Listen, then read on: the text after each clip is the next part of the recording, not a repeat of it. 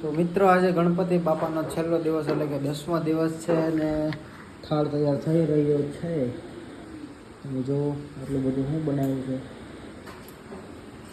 સરસ મજાનું બનાવ્યું છે ને હજી થોડું ઘણું બનાવે છે મેડમ. બરોબર, હજી શું બનાવો છો ભાઈ તમે? નહીં, મને જવાબ દઈ દો કરેલો. જવાબ જ નથી એટલે હું આવ્યો જાઉં ભાઈ. દાળ ભાત બનાવું છું. ઓકે ભાઈ, હજી તો દાળ ભાત બને છે એટલે વઘાર થાય છે તડતડાટી. અરે ફૂટ્યું. બીક લાગે એવું કામ કરશે. ક્યાં શીખી આવીશ આવું? ક્યાંથી શીખી આવી? ઘરેથી કે. તો આજે છે ને, તો થાળમાં શું છે?